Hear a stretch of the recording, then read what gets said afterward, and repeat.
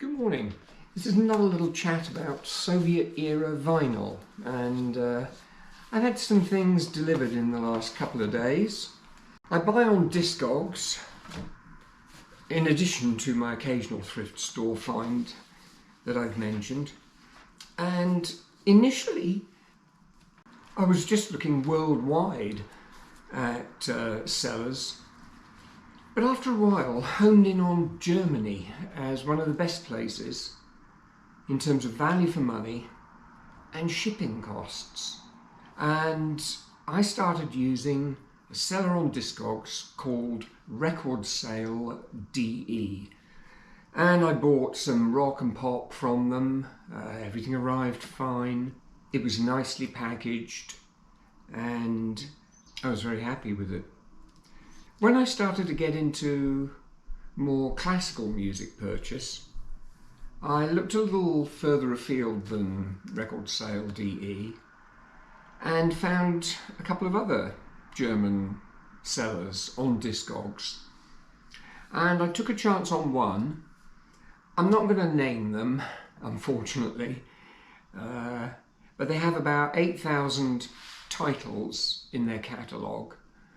And it's exclusively classical.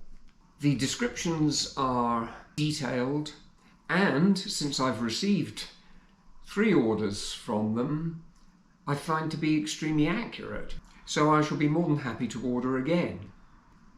I'm not sure which part of Germany they're in. It could well be close to the border or even inside what used to be the old German Democratic Republic, or East Germany. But being a little closer to Russia, maybe that's why they have so many records dating back to the old Soviet era on the Melodia label. I've put a caption to show you what the Cyrillic spelling of that looks like. Anyway, here are some items that have arrived in the last few days. I'm not going to go through them all, but for example, this is Tchaikovsky Symphony No. 1. It's on the Melodia label. Look at that. Isn't that lovely for 60 years old? I have cleaned them, and I'll mention a little bit more about that later. This one's Tchaikovsky Symphony No. 5. This is on the Eterna label, which is the German Democratic Republic label. And it's of similar quality, very good in fact. I've started using these round-ended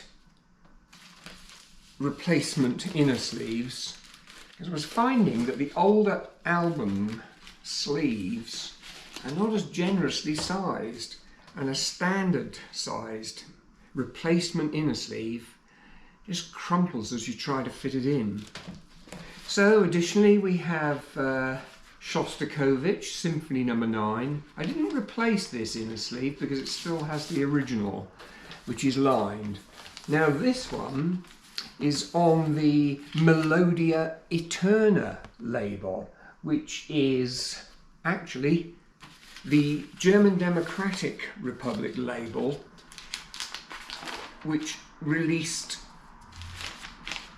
the old Soviet Melodia issues. That's nice too. And there's some other things here. Kalinikov, more Tchaikovsky. You'll also find some issues on a label called MK, which is short for Medstarorodnaya Kniga.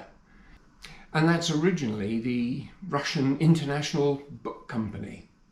I'm not buying those labels exclusively. There are some great issues on Philips, Decca and Deutsche Grammophon, of course. On the cleaning front, I did a video a few weeks ago on how I wash and vacuum my vinyl. But just briefly, I use this carbon fibre brush, vinyl style. There's loads of different sorts out there. This one I find has bristles which are a little firmer. They're not dangerously firm, but they're better than some of the really soft ones that just bend and I don't think get right into the grooves. That's very good. And I've got a couple of spares in stock in case they become hard to find. So I wash the records using a Lazy Susan. I just stuck a screw in the middle to act as a post, and I protect the record with an old CD stack spacer, and I squirt on a mixture of isopropyl alcohol and distilled water, and I use a paint edger to scrub the vinyl. Scrub's too strong a word. You don't have to rub hard, and these things are quite good because they're not at all abrasive, but they're also not just too soft. So you can spin the Lazy Susan.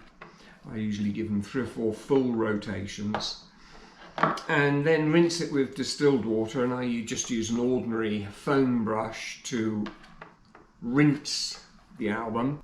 And the final thing I use is the vinyl vac, which attaches to my vacuum cleaner hose and has a slit in the underside which is lined with velvet. So when you place it on the record, you're not getting plastic in contact with the vinyl, and the suck is strong. So they are virtually dry once you've taken them off the turntable. I do leave them to just finish off air drying before I put them back in sleeves. And if you still find that there's a bit of a problem with static, I've started using one of these. It's called a plasma lighter, and they're easily available online. You can see the little blue charge jumping across the terminals there.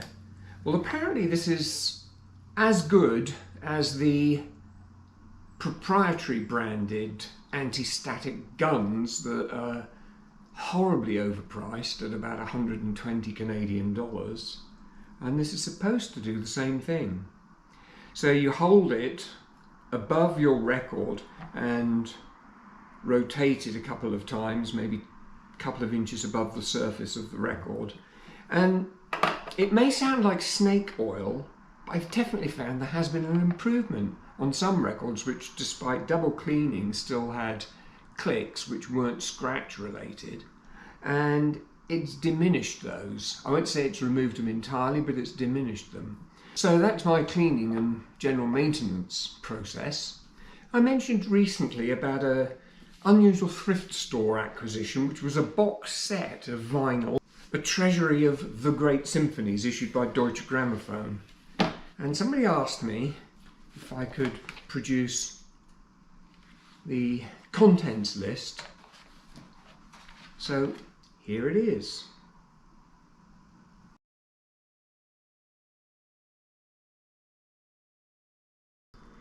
I'm sure you can enlarge that on screen and have a close look.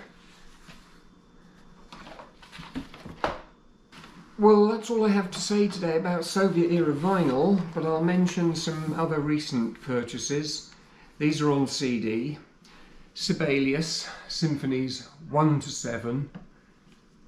That's by the Helsinki Philharmonic, directed by Paavo Berglund, so it should be pretty authentic since Sibelius was Finnish. Mahler Symphony No. 5, that came from Bibles for Missions thrift store. $2. Alexander Glatsanov, Symphony No. 5, that came from Amazon. And Bruckner, the 9 Symphonies, that's performed by Staatskapelle Dresden, directed by Eugene Joachim. So lots of nice listening for this week.